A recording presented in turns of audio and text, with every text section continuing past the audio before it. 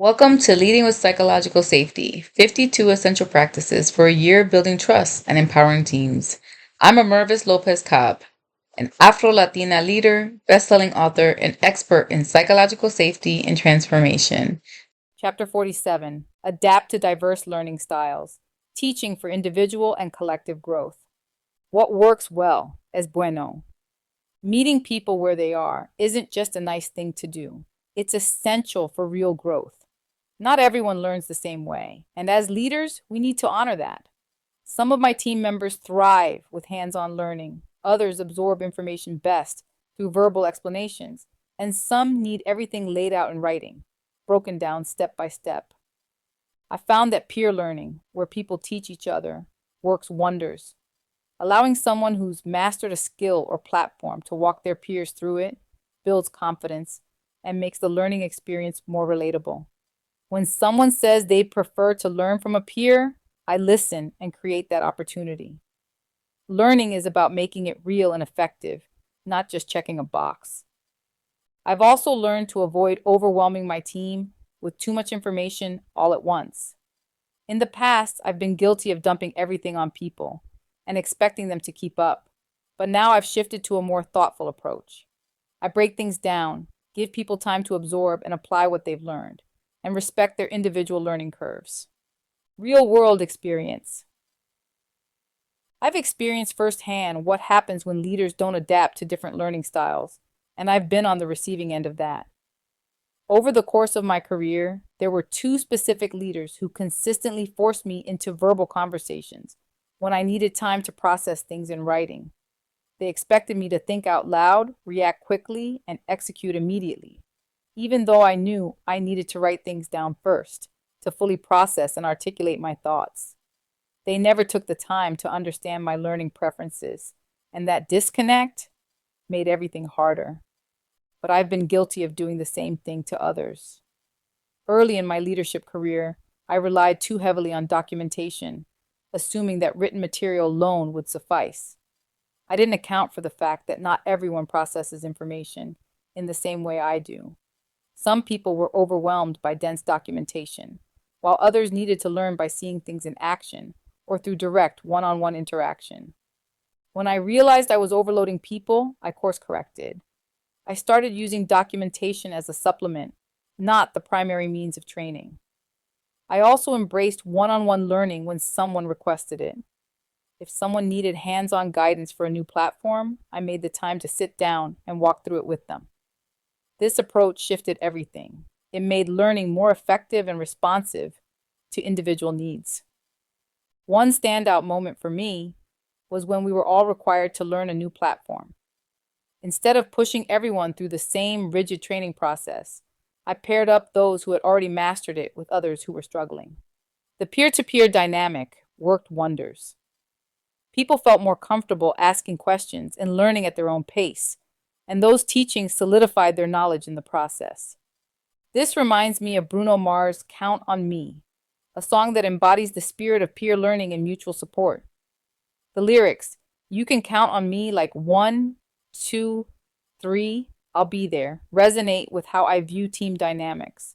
When someone needs help, whether learning a new skill or mastering a platform, they can count on their peers to be there, guiding them through the challenge. It's not just about teaching, it's about building trust and creating a culture where everyone knows they can lean on each other for growth and success. It wasn't until I started learning more about neurodiversity this year that things began to make more sense. Neurodiversity acknowledges the range of differences in brain function and behavioral traits, including how people think, process, and express themselves. It's about recognizing that not everyone's brain is wired to operate the same way, and that's okay. But here's where psychological safety becomes essential. When we create workplaces where people feel pressured to conform to a rigid, one-size-fits-all communication style, we undermine that safety. Psychological safety is about knowing you can speak up, share your ideas, and express your thoughts without fear of being judged, shut down, or penalized. And yet, how many of us have felt that familiar anxiety creeping in before a meeting? knowing that we might be judged for how we speak or for not fitting into that workplace standard of brief and to the point. I understand this is necessary for executive level status reporting. But what about everything else? Does every word need to be slimmed down? And when it does, don't we lose some of the context required to fully grasp and comprehend where a person is coming from? Isn't everything best understood when there is context? When I see what software like Opus Pro does in breaking apart longer videos and putting together clips of highlights, sometimes it makes sense, but other times it completely changes the narrative. Meaning, one must understand the full extent of the context in order to make educated assumptions and even well-informed decisions. Otherwise, teams miss out on the unique perspectives that come from allowing people to express themselves fully. We end up with yes men and yes women and groupthink instead of dynamic, diverse conversations that drive growth. What does not work so well? No bueno. Leaders who fail to adapt to different learning styles create a major disconnect. The two leaders I mentioned earlier never considered how I learned best. They pushed me into verbal interactions, which slowed everything down because I couldn't process in real time the way they wanted. It wasn't just frustrating, it made me feel misunderstood and undervalued. I've also been guilty of overwhelming people with too much information too quickly. When I relied on heavy documentation without offering other ways to learn, it didn't work. People's eyes would glaze over, and I could see I was losing them. The same goes for leaders who ignore cultural or language differences, expecting everyone to learn and communicate in the exact same way. That kind of rigidity doesn't just create frustration, it shuts people down. Worst of all, I've seen leaders force everyone into the same mold, expecting uniform results without acknowledging individual needs. For me, being expected to process everything verbally when I needed time to write things down was draining and disempowering.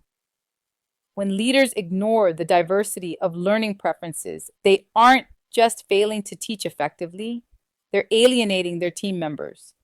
Ignoring how people learn best or assuming that one size fits all kills engagement. People stop trying when they're constantly being pushed into methods that don't work for them. It's not about the learner being the problem. It's about the leader failing to adapt. If we're serious about developing our teams, we need to tailor our approach to how they learn and process best. Otherwise, we're just setting them up to fail. In the end, adapting is everything. When we take the time to understand how our people learn, we create environments where growth is possible for everyone.